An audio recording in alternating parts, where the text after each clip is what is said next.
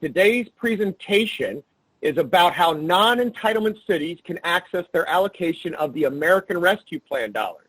This presentation is going to focus on the portal that non-entitlement cities will use and the process needed to get the funds. We've received a lot of questions from you all, both through this process and previously, related more broadly to the American Rescue Plan, and that's fantastic. We are really excited to see so much engagement and so many people beginning to learn about these resources that can be accessed.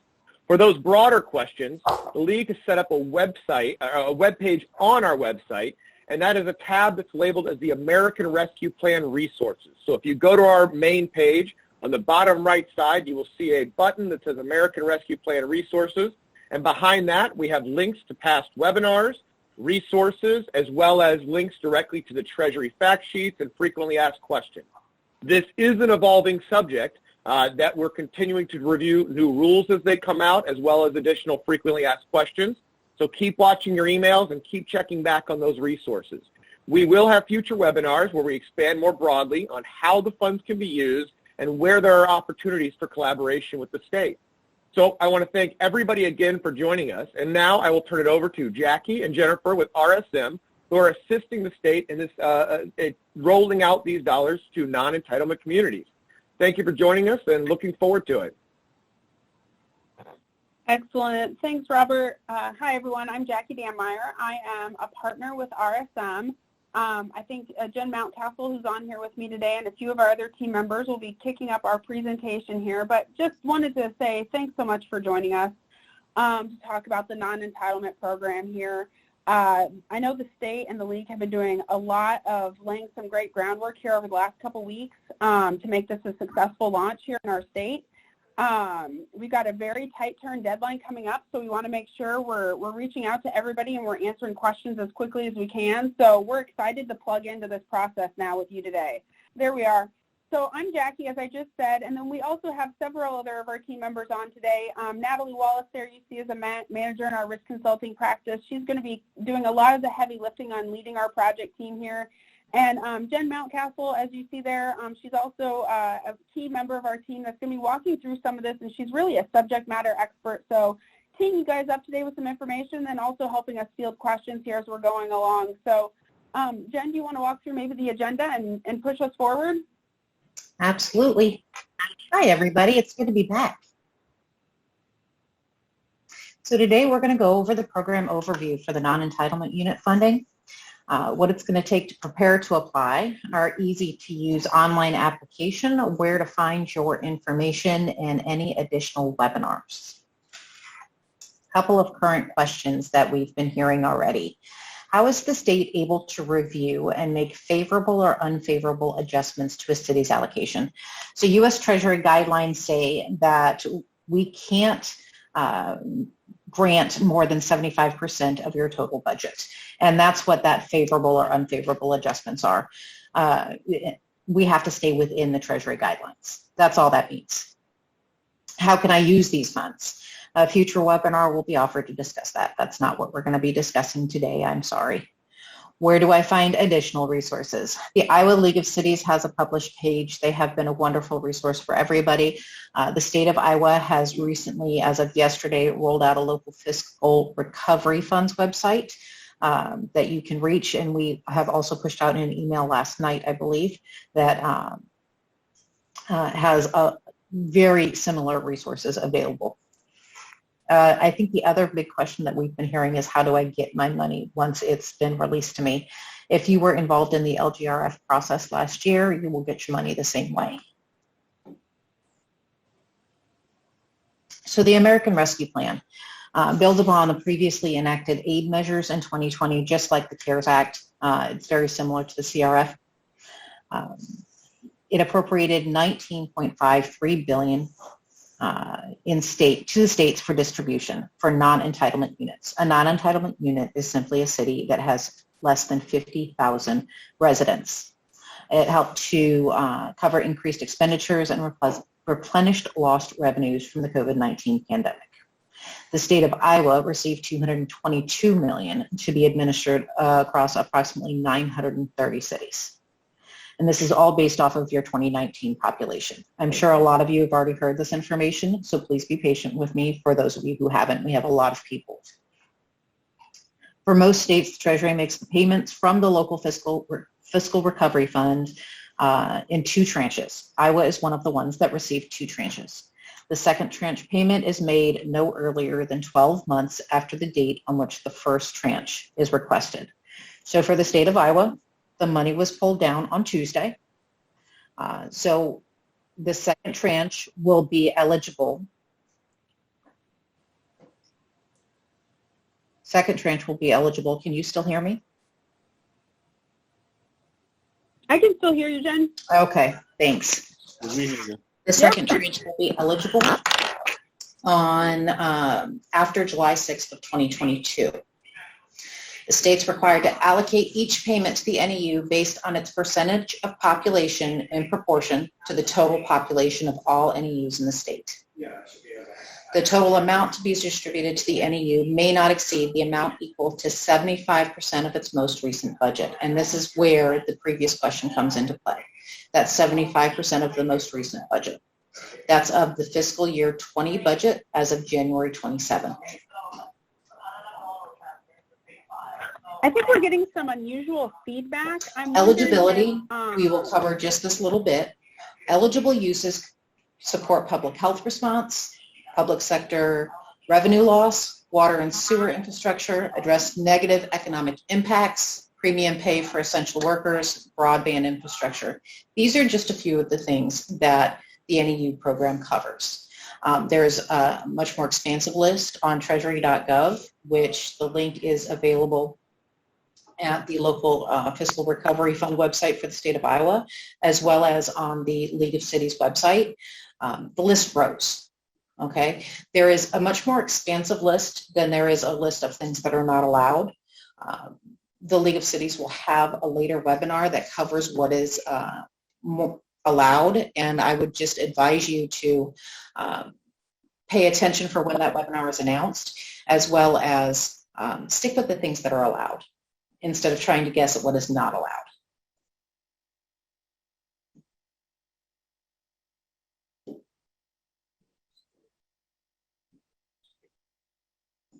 So there's a few steps you can take now to prepare to request funding from the state of Iowa.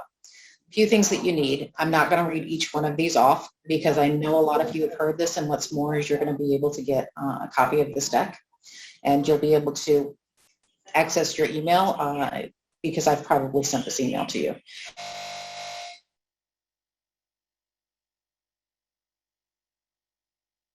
It's a Duns and Bradstreet number. Go to dnb.com, Delta November Bravo.com. You need to gather your local government's payment information, government name, taxpayer ID, DUNS, and address.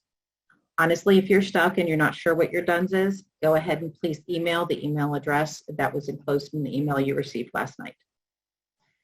We do need to make sure that your documents are signed by your authorized representative and dated, please. If you have a secondary contact person, you can include that when you file your paperwork with us on our intake application. We need you to confirm your local government's top line budget total. Once again, your fiscal year 20 top line budget number as of January 27th, 2020. Review award terms and conditions as provided by the Treasury. Review assurances of compliance with Title VI of the Civil Rights Act of 1964. We need those 2 documents signed, and they are available on the League of Cities website. Okay, so I'm seeing a few items come in on chat, and I will get to those questions at the end, so please don't think I'm ignoring you.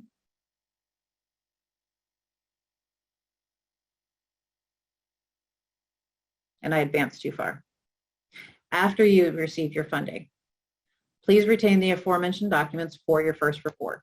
Okay, so there is going to be a reporting requirement from the federal government. Your city is going to be responsible for submitting those reports to the federal government. It's not from the state. The state has its own set of reports it has to file. You have to have a SAM number. So go to sam.gov, you might as well do it now and register for that number. You need your NEU recipient number. Okay. Your NEU recipient number is available at the local Fiscal Recovery Fund website on the state of Iowa, and it is also available at the League of Cities website. You need to keep a copy of that signed award terms and conditions agreement. You need to keep a copy of the assurances of compliance agreement, and you need to keep a copy of your actual budget documents that tie back to the figure that you gave us for your top line budget total.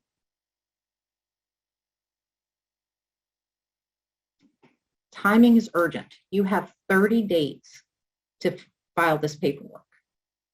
If you choose not to participate, you can actually transfer your funds to the state with a simple signature. It's very simple, and you can reach out to us to find out how to do that.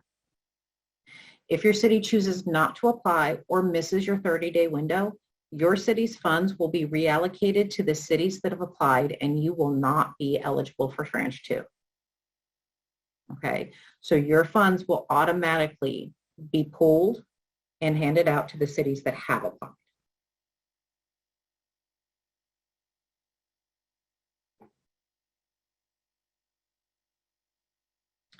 So when you get to the online intake application, include the following 2 forms signed by the appropriate authorized individuals, mayor, city clerk, as well as any other authorized individuals. I know we have more than just the mayor or the city clerk. Those are just 2 examples. And you go to this link. Once again, that was included in the email. I noticed some of you said what email, and I will get to that. These are all the documents we recently talked about. And this is what it looks like. It has some directions here. There's a drop down, select your city name, enter your street address, your zip code, your DUNS number, it's a 9-digit number, your taxpayer ID, your total operating budget amount. This was actually just amended this morning, and it tells you what form, what state of Iowa budget form, what column, column A, and what line, line 26. And off the top of my head, I want to say it's form 631.1, I believe, but don't quote me on that. Who your authorized representative, title, email address, and phone number is, the contact person, name, title, email address, and phone number, signed and dated forms. Anything that is a required field is required by the U.S. Treasury. We're not overcomplicating things or trying to make it difficult for you. We're actually required to ask you for it. There's a box where you can say, send me a copy of my responses, and then submit, and it will send you a copy of everything that you just filed, so you have a copy for your records.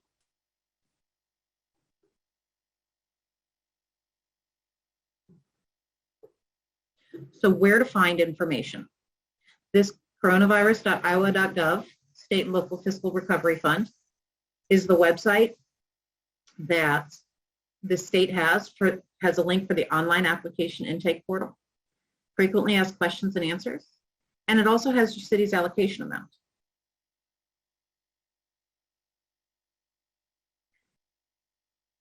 Iowa League of Cities, ARPA webpage. You should all be familiar with this page. Numerous helpful links and information.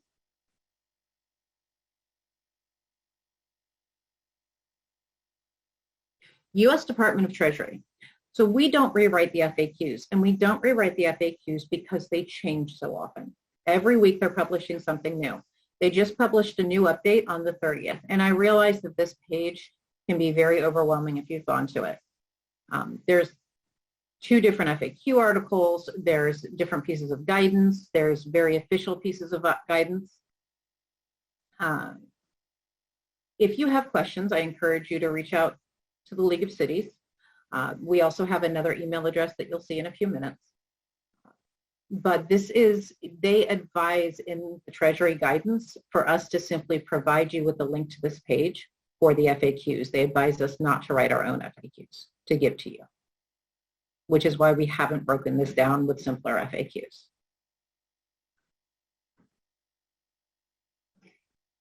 So the League of Cities will announce future webinars to review use of funds and further discussion topics.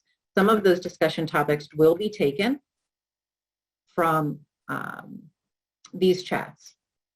And additional help is available at arpcity@iowa.com. I've already been answering some of those this morning, and you've also heard from one of our managers, Galina Vasileva.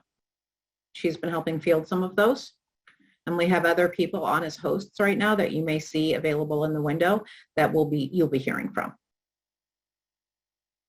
Okay. So I have a lot of questions here in chat.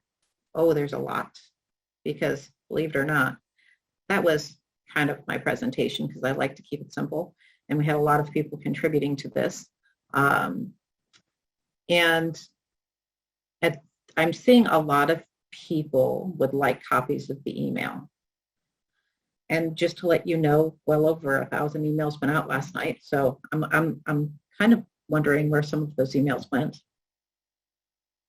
Please send email to everyone as nobody has it. I promise they went out. And Jen, okay, hey, hold on a second and I'll pull the links back up. With this many people, is it possible for us to actually take questions or raise hands? Jess, is that something you can help with? Jen, can you hear me at all?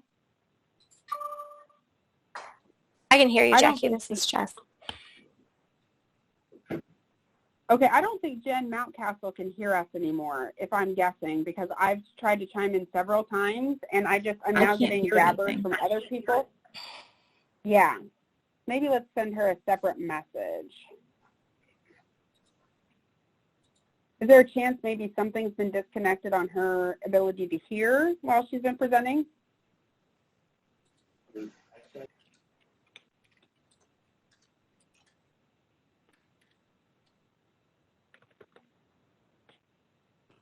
There shouldn't be. I just sent her a message.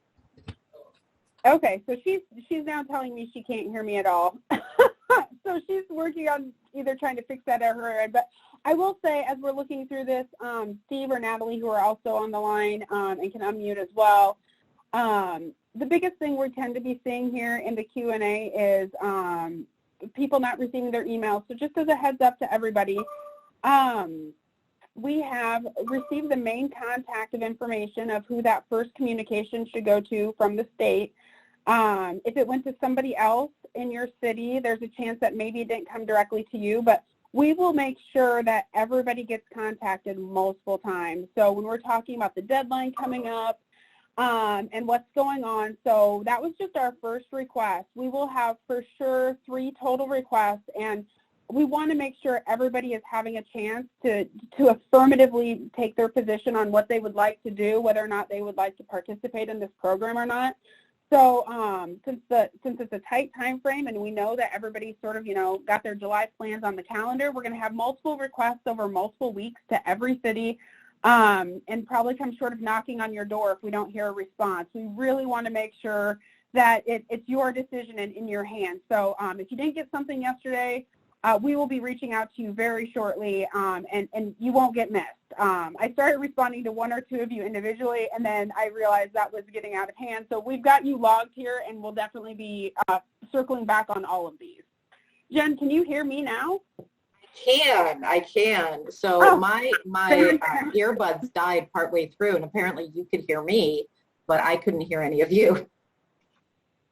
Nope, that's great. I didn't know what had gone a little awry. I don't know if you're seeing any sort of easy questions in there. I'm going to try to scan through here.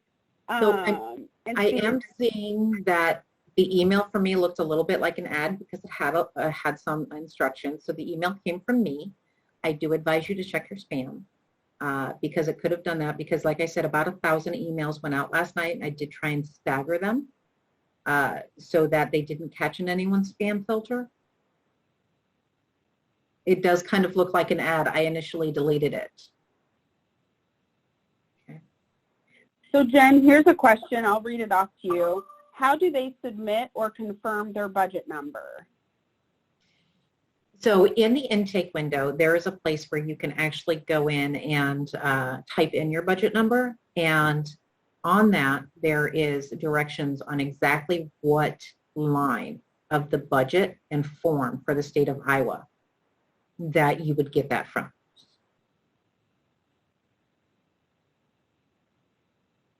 So let me see if I can pull that up. Wonderful. I'm just trying to scroll through here. Here's another question, Jen, that might be a good one to address.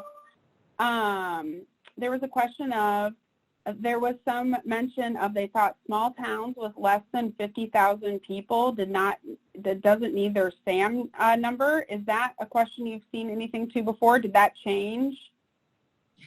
Everybody needs their SAM number. Okay, so that has been clarified since then. That is a requirement now. I didn't get the emails. Got a lot of those. Yep, we'll take that and I will send them out. That's not a problem. Hey, one question that we keep seeing is from cities that say they have submitted the documents through the email, and then what does those cities need to do? Nothing. Yep, I just saw that one. That's a great one, Robert.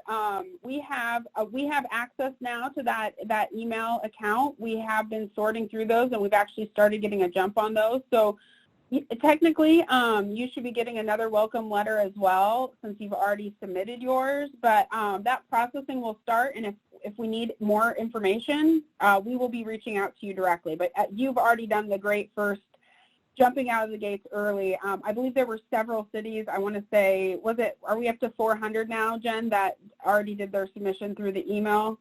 401.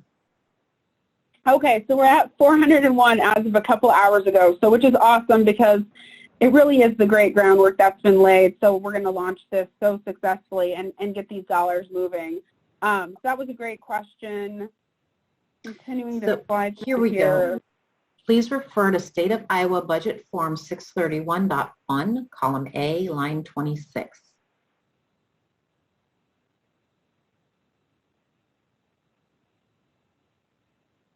You will receive confirmation that your forms were received. If you haven't already received an introduction email, it doesn't say outreach. It actually says we've received your forms and we are processing them, and you may receive an email if we have any questions. You will be receiving that within the next 24 hours. Here's another question that I like, or that I just found in the weeds of all these different comments. So somebody submitted a question that says, what happens if I know I've submitted the wrong amount as of this morning? How would they amend that? And we do have a check in place to just sort of spot check that number. And correct me if I'm wrong, Jen, but we will circle back with you if the number doesn't look as anticipated. It's definitely your number to submit, but we want to make sure somebody didn't typo or just, fat finger something, and then that's the number that gets submitted, and you're like, wait, what just happened? So great question there. If you have already submitted the wrong amount and now there's clarifying guidance, or if maybe you typoed it, if it does look unusual, we will be circling back to just clarify the amount that you want to be putting in there. Is that an accurate statement, Jen? That is an accurate statement, and if you know you need to add something, there was a form that you missed, you can email this arpcity@iowa.gov, and we can always add it to your application. A couple of things I'm seeing I'll just throw out there for people is the SAMS number is free. There's questions about how to get that. I would direct you to the League's website that we've provided the link for, and I can go ahead and drop in there. We have information about the SAMS and how you can go ahead and sign up for that. So feel free to reach out to us, but do utilize those resources first there and make your way through it. Mm-hmm. Can we, and I've gotten this in my email just recently, can we sign and scan the required docs rather than using the digital signature? Absolutely. Sign and scan them. If you do not have a scanner, sign and take a very clear picture and send the picture. We just need it legible and we need a signature. Here's another good question, Jen. It sounds like there's been some questions. So for people who have received the email, it's noting in the communication that it needs to be reviewed and determine if payment is appropriate. Can we explain what that means a little bit further, what that language was? Absolutely. And so allocations are capped by the Treasury at 75% of your total budget. So say your budget is $75,000, but your allocation is $100,000. We would only be able to recommend reimbursement of $75,000. And that is what that favorable or unfavorable adjustment is. The state simply Perfect. has a responsibility to make sure that any monies given to the city follow U.S. Treasury guidelines. But do you mind, Jennifer, this is Ted with DOM. Do you mind if I step in here for a minute and talk about that 75% cap? Please do. Yeah. Sure. So this, as they alluded to on one of their slides, there is a page in the budget that we're drawing this from. Really, it's just the notice of public hearing for your FY20 budget is the page that we're drawing this number from. And it's the total expenditures less any transfers is how we get to this number that is the budget number that you're compared to. And then you take that and you multiply it by 0.75 to get to the 75% of the total budget. So that is how we're making this calculation. Now you have to remember also in the guidance it states that if you did a amendment to your budget by January of 2020, then we use the amendment. So for some of you, I forget how many there were, but there was a healthy number of cities that had already amended at that point. And I have figured the amended number for 75%, and then we made an adjustment to the allocation available to you based on that number. So in the website, the coronavirus.iowa.gov website, there will be a table that will show you the allocation based on these budget numbers. But that's where we're pulling them from is from the notice of public hearing or from your amendment budget after amendment column if you did an amendment prior to mid-January of 2020. So be sure that that's the area you're checking when you go to put that information. And also, I went ahead and took one of the emails that Jennifer sent out because I received a couple of those this morning asking if those are legitimate. They are. And I just took it and I took out any of the identifying information and re-emailed it to everyone on my contact list. So you'll have that email in your inbox from me, hopefully. That way it won't go to a spam filter, I'm hoping. Otherwise, check your spam filters because I know some people got it this morning. Excellent. Thanks, Ted, for that clarification. Another one that's popped up here, and I want to make sure we really cover this really well. There's some questions about the 30 days. I'm seeing a lot of different sort of like, what is the 30 days? What needs to be submitted before the 30 days and 30 days from when to apply? So the 30 days is now. The 30-day clock starts when the state draws the money down. So that has happened this week. So I believe, I don't know if it's actually funded, but give or take a day or two, let's just say today, 30 days from today. And so that starts the clock of having to have this good faith effort of getting this money on the street. So we already have 400 in the queue. We're feeling really strong about it. But if you want to know what we have is we have 30 days from today.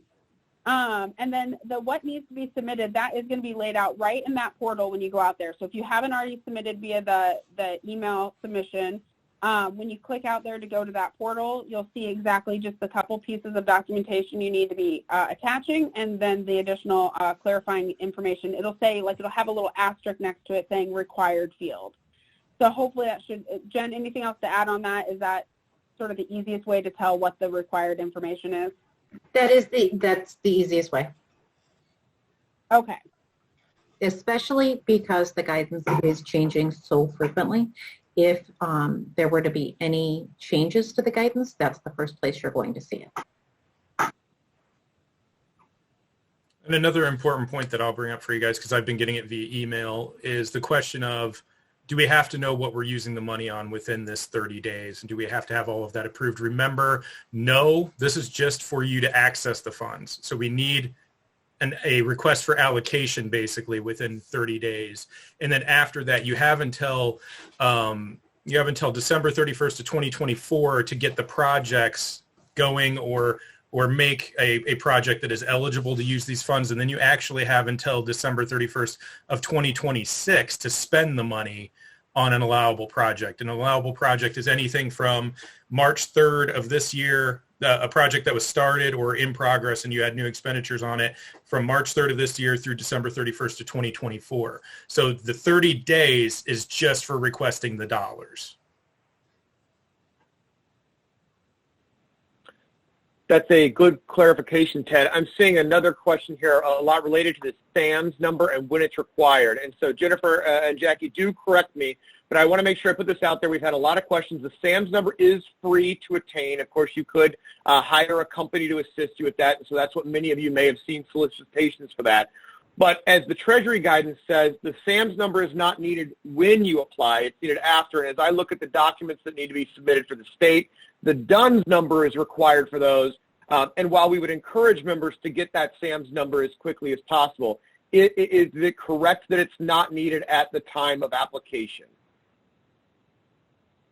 That is correct. You do not need it at the time of application. We just encourage you to go ahead and file for it now so you have it and it's taken care of.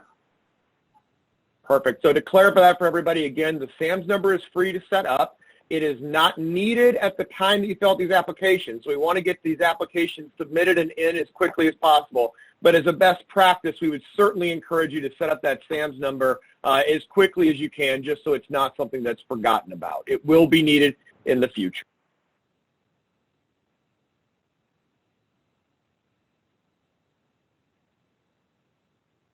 Another thing I would like to clarify, because I'm seeing this a couple of times, if you have already applied via email, you do not need to reapply through the portal. We have already put your application in and we are processing it. Either it's been received and it's in a queue, or it's been received and it is being actively worked. I'm seeing a couple of questions here on timeline. So just so everybody's aware, we were in the pilot stage last week. We went live. We're going live basically right now. We've opened everything up. So we'll be moving through these pretty quick. You should be hearing from us in the next, 3 to 7 days, depending on where you came out in the queue. We'll be working them and when the order they came in. So if you were somebody that was already in if you were one of the cities that was already in the 401 submissions that came in via the email, we'll be triaging those and working those first, so you'll hear from us sooner. If you're somebody that's submitting right now, you're in line behind 400. But either way, we've got a lot of people lined up ready to go, so we'll have plenty of time to work it over here, the 30-day window. You'll hear from us multiple times. If there's something somebody put out here, like what happens if we missed one piece of the documentation in the email submission, just like Jen said, you don't need to do another submission. We will have somebody on the team as they're working your submission reach out to you and say, hey, we're missing one piece of information. So definitely you don't need to do something additional there as well. So here's a good question. We use fiscal year 20, and is the 75% on the first payout, or the total city is eligible to receive over both years? So if you look at the state of Iowa's local Fiscal Recovery Fund website, or you look at the League of Cities website, you'll see a breakdown of Tranche 1 and Tranche 2. Tranche 1 plus Tranche 2 equals no more than 75% of your total budget amount. We can't guarantee you that your total amount being funded to you is 75%. What I can tell you, it's not going to be over 75%. So I encourage you to go to one of those websites and look up your city. I know that the one sitting on the state of Iowa's website was just updated this morning. I need to check with Robert to see when his was updated. Go to that website, look up your city, and see how much is going to be due to you in an estimated amount for Tranche 1 and how much in Tranche 2. And I think there's a little bit, I'm seeing a couple questions on that 75% here as well. Just to clarify, the 75% limit will only apply if you bump into it. So if it says your allocation is a certain amount and you're not hitting that limit threshold, which is the case for many cities, that's just one of the rules that have to be followed, but it may not apply to your city at all. The 75% may be not applicable. Well, Jackie, it might be helpful to step through the math. So the way that the math works is first an allocation is made to your city based on your population against the total population of all the NEUs in Iowa. That's the first step of allocation. We take the total allotment, we break it down by that. Then we apply the limiter of 75% of your budget. So if that first population-based allocation is higher than 75% of your expenditure budget in FY20 or amended 20, then we apply a limiter and reduce your allocation. So the big majority, I think there's only like 4 or 6 cities who bump into the 75%. The vast majority of cities are going to be allocated based on population against the total of all of the population of the NEUs.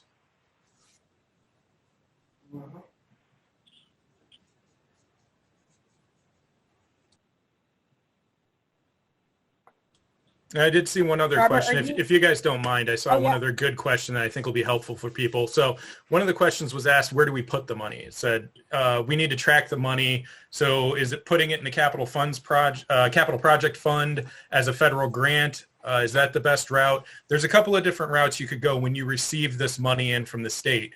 I would strongly suggest you set up a segregated sub-fund for it, whether it be in the general fund or in your capital projects fund. Doesn't matter as much as the fact that you get it in a segregated sub-fund. So if your general fund is 001, stick this in 002 through 099, somewhere in there, one of those sub-funds. But this is the only money that should be in there. You shouldn't mix it with anything else. You can mix it in your bank account as long as you have it separated on paper. So it's not like you need to open up a new savings or something like that. You just need to have it on paper in its own segregated sub-fund of either the general or the capital projects. They are both equally good. Make sure that it's separated out and that all transactions on the money flow through that sub-fund. You want to either make payment directly from the sub-fund or do a transfer out that matches an expenditure that's qualified, because if you know the feds, they're going to come back at some point and want some ridiculous amount of documentation on this. So you'll want to make sure that you have it nice and clean, the revenues matching the expenditures in a segregated sub-fund. So later on, 5 years from now, you'll still be able to tell what happened with the money.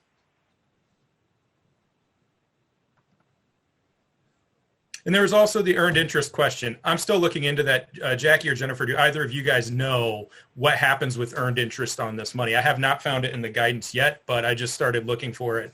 I just got that question the other day. Robert, you look like you might know. Yeah, Ted, my understanding, I was going to jump in on that one. I believe I just read it the other day, so Jackie or Jennifer, correct me if I'm wrong, but the city gets to retain the interest generated on these funds. Now, one thing I want to quickly mention is it was mentioned earlier, we will have additional presentations on this. We do have a couple webinars recorded on our website you should check out. One of the uses that you cannot use these funds for is just to put it away into a rainy day fund. So the funds are intended to be deployed within your community. So you can't put it away in a rainy day fund with the intention of generating that interest rate, but the interest you generate is retained by your community was the last guidance I read on that issue. Did they say how they're going to police that? Well, Ted, as you know, with the federal government, that's not a step we've gotten to yet. We're still just trying to get the dollars rolled out and as much information as we can. I know. It's a step that I have to worry about because I get the feeling I'll be deputized. So. Well, thank you. I will, Jackie and Jennifer, if there are more questions you want to answer, we can certainly continue to do so. But I just want to reiterate for members, as we go through this, I know that there is a desire to get this as quickly as possible and to have everything answered, but we simply don't have that. The legislation was signed on March 11th. We had interim final rules developed within 60 days, but those were not conclusive. NEU or non-entitlement units of government, which is the cities on this call, those rules didn't come out for a few weeks after, and we still continue to have FAQs updated weekly. And there are, as was mentioned, 2 FAQs. There is the general FAQ that applies to everyone, and then also the non-entitlement units of government FAQs, and both of those continue to be updated. So we're going to do everything we can to keep information current to you, to keep our website updated, and to work with the state on ways that collaboration can occur to maximize these resources and the projects that you can do locally. So really stay tuned. We'll continue to move forward on this. The most immediate step that needs to occur is what we are talking about today, because it is on a finite time that we need to get these applications submitted. There is the potential for an extension to be granted, but one of the reasons we started the pre-application period is because we really want to get things moving, and it's best for everybody from a time allocation standpoint if we can get these approved and these dollars out to your communities. Then we can really dedicate a lot of our time and resources to helping you deploy them and meeting the needs of your communities. So thanks everybody for joining us, and we'll continue to have resources. And I'll just ask Jackie or Jennifer, were there any other questions you saw that we can answer within the time allotted today? And if so, Jackie or Jennifer, I see your head, so I'll turn it over to you. We'll do that. Jackie, we have a question about single audit. I'm not seeing the question, but I would say that would be a specific question you should reach out to your actual auditors on. That would be guidance from them. Or honestly, as we start to get a lot of these questions in, we'll start posting up frequently asked questions. If we get a lot of them, we'll coordinate with the state and we will post that answer on the website. Because there's a lot of these questions I'm seeing coming in now are very specific to the city, so we'll work directly with you on that. And then if it's a question where everybody's sort of coalescing around that question, we'll post that up through the frequently asked questions. I will indicate, not as your auditor, but just so you have knowledge of this, there is a CFDA number that has been assigned. So going out there and looking at that, not providing guidance on that by any means, because we want to make sure you're working with your provider on that, but that's a good place to go as well.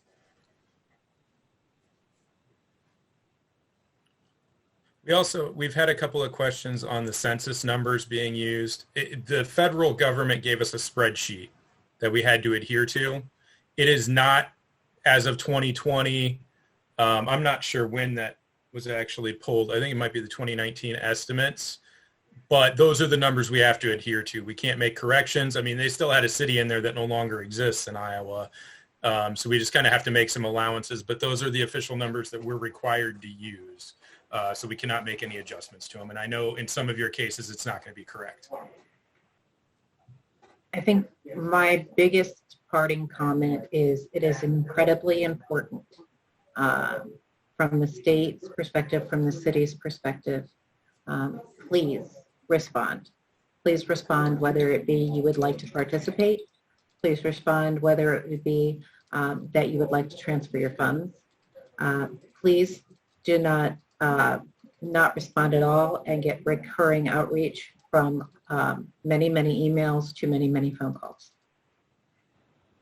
That is a great point to make, which is, and I'll reiterate it, we are required by law, the state of Iowa is required by law to make a good faith effort to reach out to all of the communities. So ignoring that first email is going to get you follow-up contacts. So if you'd like for those contacts to stop, if you don't want to be bugged anymore about it, responding is really the way to make that occur, because otherwise we're going to have to continue to reach out just to find out your desires and make sure that you weren't a community that didn't receive any of the communications. So that's a really great point, Jennifer. Thank you. I think that's all I have. One more quick thing that I saw in the queue on receiving the revenues is you don't have to amend your budget when you receive the revenues. Budget amendments, remember, need to be made when your expenditures are going to exceed the budgeted thresholds in any of the programmatic categories. So it's really when you go to spend the money that you receive that you'll have to do an amendment. So don't think you have to do an amendment by August in order to intake this money. Absolutely not. You only have to do an amendment if your expenditures are going to break the budgeted threshold. So don't get in a panic about that. And in terms of you request the money first, worry about your amendments when it's expenditure time. And there's a question about who you can reach out to determine if your application's been received. The League is not receiving those applications, so we're not able to tell you, yes, an email has been received from you. But I would encourage you, and maybe Jackie or Jennifer has additional information, but as we work through this, you heard, we did a pre-application period. And I'll quickly address that, there have been some discussions on why did this take so long to roll out this program? Well, I would say this. There's a lot of things we needed to put in place, but that 30-day outreach was very concerning. Once that shot clock starts, it really ticks down an amount of time that we were concerned and wanted to make sure that as many cities that want to could participate in this. So we worked with the state to set up what we were calling a pre-application period which I think by all accounts, having over 400 people participate in that shows it was a success and outreach is working so far, and that really limits the number of cities that we'll have to individually contact for the remainder. So there are 400 cities that are kind of already in a queue of those emails. The process has begun to reach out to them, and so you should be receiving contacts. Check your spam folders to see if anything's there. And then, certainly a little bit of patience, but Jackie or Jennifer, are there additional guidance of what you'd like them to do if they're looking to confirm, or a certain amount of time you'd like them to wait before they reach out again to confirm? Yeah, I would definitely say so. There were, as of yesterday, 300 and change that had been early received. We're up to 401 today. You actually should have received a different email notification at the end of the day yesterday that basically thanked you for your submission, like notifying you that you had it, versus more of a, hey, let's get this process started. So I would say if you received that, we definitely have it. If you haven't received that yet, check your spam, check your other areas, look for these names. Jen Mountcastle that you're seeing on here, anybody from our team, look for anything that might have came in, but give us a couple days. We're going to start working through them very quickly here. And then if you don't have anything and you can't find that email, then that email address that you have, just a quick ping in there to say, hey, just wanted to make sure, haven't heard from you. That would be, and honestly, this is a great point. Somebody just pinged me as I've been talking here. Talk with your friends. If there's 4 of you in your office and you're thinking, I don't have it, we had a specific contact that was given to us. Maybe you didn't get it, but somebody else that sits, at 2 desks away from you, it's sitting in their junk. So maybe check around in-house in your city to say, hey, is maybe somebody else on this? And you know what? If none of you have it, then shoot a quick message into that email inbox after a couple days, and we'll get right back to you to either say, yep, we for sure got it, you're in our queue, or no, we don't know what happened to your submission. Maybe we should have you fill it out real quick. So give us a couple days here as we're getting up and running. If you don't have anything from us then, and none of your coworkers do, from an rsmus.com sort of tagline there, then just shoot another message into that. Jen, do you want to pull up that email address one more time so they see it sort of at the closing here?